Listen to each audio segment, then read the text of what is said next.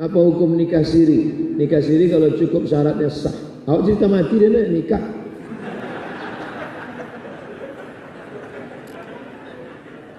Ada mempelai laki-laki, ada wali, ada dua saksi, ada mahar, ada ijab, ada qabul.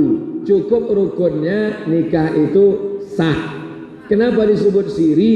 Karena tidak terdaftar di kantor urusan agama. Ada mempelai laki-laki, ada wali, ada dua saksi, ada mahar, ada ijab, ada qabul. Aku nikahkan engkau dengan anakku dengan mahar sebentuk cincin emas tunai. Apa kata saksi? Sah. Sah lagi. Walaupun tak tercatat di KUA, namanya nikah siri. Tapi saya sampaikan kepada perempuan, jangan kalian nikah siri. Karena kalau kalian nikah siri, habis itu pergi laki-laki itu sampai mati kalian tak bisa nikah lagi. Habis nikah siri, pergi dia merantau ke Malaysia 10 tahun. Tak kabeh indak batali. Macam mana mau nuntut ke pengadilan? Macam mana mau nuntut? Tunggulah sampai mati. Karena tak bisa cerai. Tapi kalau nikahnya tercatat di KUA, laki-laki itu sudah diikat. Diikat dengan apa? Sirat ta'liq.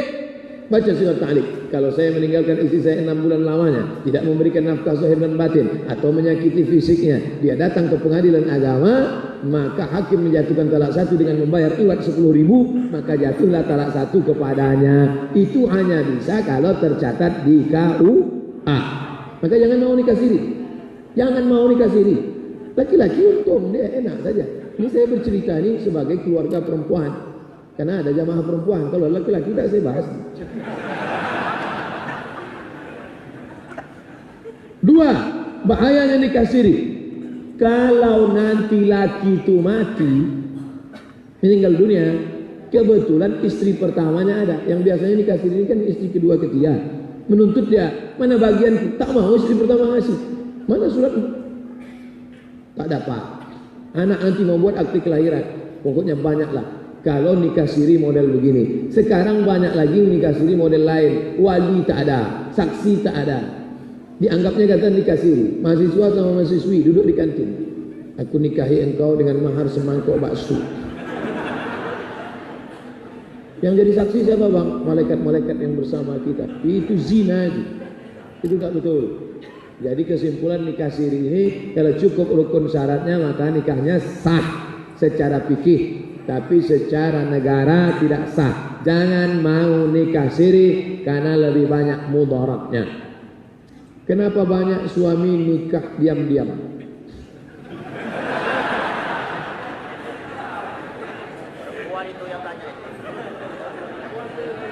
Saya nikah di misal saya nikah di Batam. Saya kemarin pergi ke Anambas, habis dari Anambas ke Tanjung Pinang, dari Tanjung Pinang pergi ke Dai Lingga. Anambas, Tanjung Pinang, Dai Lingga. Misalnya di Anambas nikah saya sekali, habis itu Tanjung Pinang nikah pula saya sekali, habis itu di Lingga nikah saya sekali. Sah tak nikah itu? Sah nikah itu. Secara hukum fikih sah. Pulang saya Pekanbaru, lalu saya katakan, aku sudah nikah 3 kali. Sah. Karena nyawa batasnya 4. 1 Pekanbaru, 1 Dai Lingga, 1 Anambas, 1 Tanjung Pinang. Sah. Karena dikhawatirkan laki-laki ini nikah, nanti anak berserak-serak tak tentu arah, nafkah tidak diberi, maka Republik Indonesia NKRI kompilasi hukum Islam mengeluarkan satu syarat. Pemerintah itu yang membuat syarat. Menikah yang kedua harus ada izin istri pertama. Formatnya yang mau nanti saya kirimkan, ada PDF. Ada bentuk PDF. Saya serius. Ada bentuk, nanti saya kasih contoh. Kira-kira kalimatnya gini. Saya yang bertanda tangan di bawah ini, nama, tempat tanggal lahir, alamat, sebagai istri pertama setuju bahwa suami saya menikah sekali. Tanda tangan materi di bawah. Nanti surat itu dibawa ke pengadilan, lalu hakim menyidangkan, bertanya, "Hai suami pertama, hai suami, ya, ini istrimu, ya, bu, ya, setujukah ibu bapak ini menikah lagi? Ya, mana suratnya? Kalau setuju baru sah." Itu dibuat negara supaya laki-laki jangan semena-mena. Tapi laki-laki ini takut, maka dia diam-diam. Itulah asal usul nikah siri, nikah diam-diam. Jadi kesimpulannya, suami yang nikah diam-diam itu karena takut. Kenapa dia takut? Bini itu garang. Coba ibu baik-baik aja, pasti dia tak diam-diam. Apa yang kami lakukan kalau istri suka marah? Ini nampaknya yang nulis ini suami yang tertekan.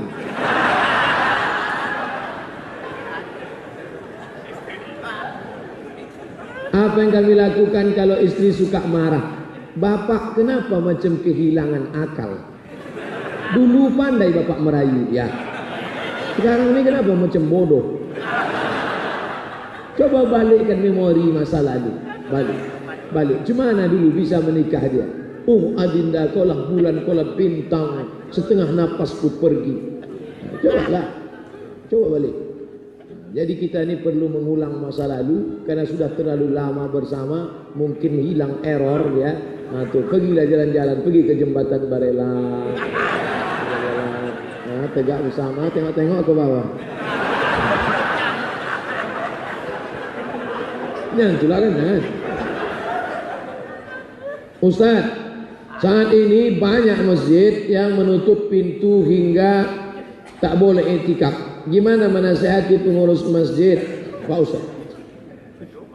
Masjid ini bukan punya kita. Wa annal masajida lillah. Masjid ini punya Allah. Ini masjid bukan punya kita. Pengurus itu diberikan amanah untuk menjaga, melestarikan masjid. Oleh sebab itu masjid jangan sampai dikunci, tutup pintu sampai orang tak bisa sholat. Tapi kalau dibuka Pak Ustaz, nanti khawatir datang maling mencuri. Itulah makanya dipasang jeruji-jeruji besi. Nanti datang maling mencuri, mencongkel, merusak. Nanti kalau dibuka datang orang tidur-tiduran, dipasang security, dipasang CCTV, dituliskan dinding, silakan sholat di masjid, jangan tidur di masjid. Nanti kalau kalian tidur di masjid, masjid ini bau hantu, bau air liur basi. Jadi kita ini cari jalan tengah, win-win solution, jalan tengah. Menutup rapat sampai orang tak bisa i'tikaf tak boleh, membebaskan sampai masjid kotor juga tidak. Maka jalan tengah, dicari cara teknis yang tepat. Bagaimana masjid tetap bisa dijadikan orang sebagai tempat i'tikaf. Saya bangga kalau kita pergi. Saya dari Pekanbaru ceramah ke Bagan Siapi-Api 7 jam. Ceramah ke Indragiri Hilir Tembilahan 7 jam. Mampir kiri kanan masuk, masjid tetap dibuka. Dikunci rapat-rapat, tapi dia tetap bersih. Banyak masjid model begitu. Ada masjid-masjid yang selalu saya tempat berhenti, masjidnya bagus. Nah begitu semestinya masjid. Main dikunci. Berapa kali juga kami mau mampir, kunci. Sholat subuh kami azan sampai situ kunci. Tak boleh dibuka waktu sholat. Kenapa tak ditulis saja Masjid Al-Ikhlas, buka hanya Jumat saja.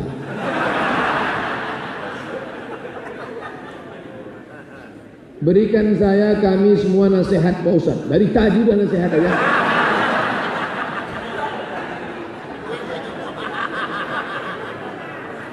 Mohon dijelaskan bagaimana hukum dan solusi bila kita memberikan uang kepada orang tua untuk kebutuhan sehari-hari, tapi dipakainya untuk berjudi.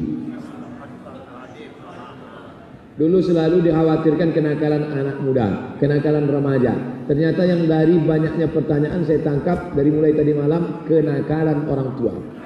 Tadi malam ada kertas yang masuk, bagaimana emak ayah kami tak sholat. Ini sekarang berjudi pula. Ini yang tak sholat tadi malam dengan yang berjudi ini jangan-jangan sama pula orang. Udah tak sholat berjudi pula.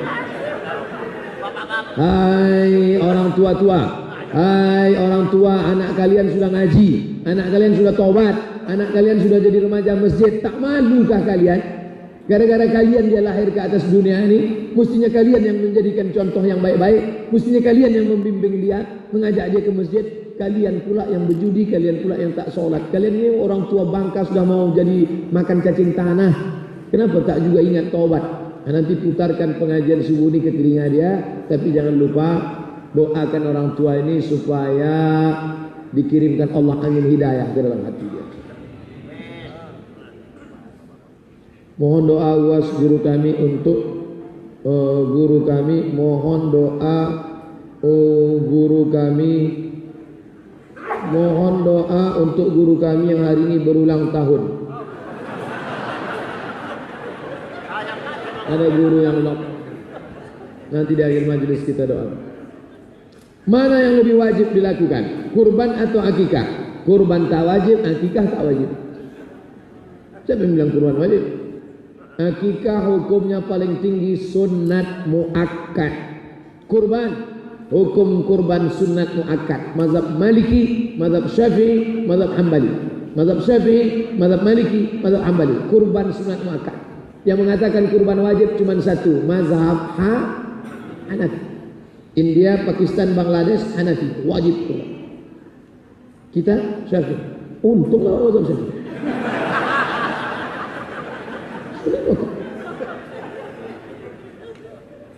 Tidak ada wajib. Apabila orang tua kita belum mampu untuk melakukan akikah, bolehkah anak tersebut akikah sendiri? Boleh. Mana dalilnya? Aqwa'an nafsi ba'da ma bu'itha nabiyan. Nabi mengakikahkan dirinya sendiri setelah jadi nabi. Kata Syekh Albani, hadis itu sahih. Mazhab Syafi'i buka pendapat Imam An-Nawawi, meninggal tahun 676. Imam Nawawi berkata, boleh mengakikahkan diri setelah dewasa kalau punya duit. Bapak tak ada duit dulu waktu kecil, orang tua belum mengakikahkan, ibu belum akikah, sekarang ada duit, balik dari sini beli kambing. Nanti siang saya datang, saya mesti lama lagi sini. Saya balik hari Ahad pagi. Siapa yang mau akikah, akikahlah. Nanti siang kita makan kambing, nanti malam makan kambing, besok pagi makan kambing, hari Sabtu makan kambing, sampai pagi Ahad yang mau akikah, akikah. Boleh. Tapi kalau sudah umur 40-30, akikah saja. Jangan minta cukur rambut pula.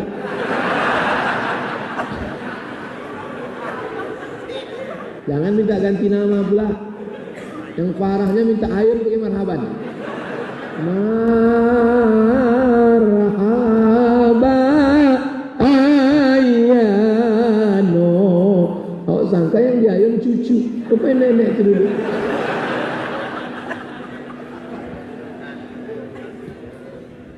Sebelum almarhum adik saya meninggal dunia, beberapa hari sebelum kejadian itu dia bercerita, katanya ada sesosok mata tajam menengok dia, berpakaian jubah, sehingga dia ketakutan, lari pontang-panting.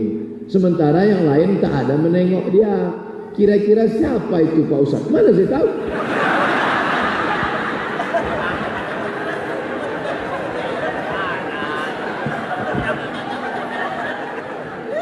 Datang, Nabi sedang duduk. Ini Nabi sedang duduk nih. Nabi sedang duduk-duduk. Tiba-tiba datang seorang laki-laki. Rambutnya sangat hitam, bajunya sangat putih, tapi tak ada orang yang kenal. Ditempelkannya lututnya ke lutut Nabi. Duduk rapat, bersatu lutut dia dengan lutut Nabi. Lalu orang itu bertanya, apa kata dia? 3. Ma huwal iman, ma huwal Islam, ma huwal ihsan. Apa itu iman?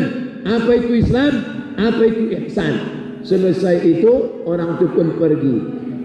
Nabi bertanya kepada Umar, Umar, dengar baik-baik, dengar baik-baik. Umar, kau tahu tak tadi itu siapa? Umar, tahu tak tadi yang datang itu siapa? Kata Umar, aku tak tahu. Kata Nabi, itu tadi yang datang itu Jibril alaihissalam. Apa yang mau saya sampaikan dari hadis ini? Bahwa Umar bin Khattab pun tak tahu bahwa itu malaikat. Bisa pula sekarang orang tahu, aku tadi jumpa malaikat. Kalau ada orang sekarang ngaku jumpa malaikat, antuk kan kepala yang kejang. Umar aja tak tahu itu malaikat. Nabi Musa, nabi-nabi kalau tidak dikasih tahu Allah tak tahu. Ente kok tahu itu malaikat? Ngaku berjumpa malaikat adalah dusta di atas dusta bohong. Kecuali Allah Ta'ala memberikan ilham baru. Jadi kalau saya kata, mungkin yang mematap tahu dengan mata. Kalau jin mungkin, jin mengaku-ngaku. Jadi kalau kita sedang berzikir, la ilaha illallah, la ilaha illallah, tiba-tiba datang, hai Abdul Somad, berhentilah engkau berzikir, dosamu sudah kuampuni, kau tak usah lagi sembahyang, kau sudah kuangkat jadi wali. Setan itu. Kenapa? Karena bisikannya membuat lalai daripada Allah Subhanahu wa taala. Nanti pas mau sakratul maut, siapapun yang datang, bagaimanapun jubahnya, bagaimanapun tajam matanya, apapun yang datang, kalau dia melalaikan daripada Allah, jangan ikut.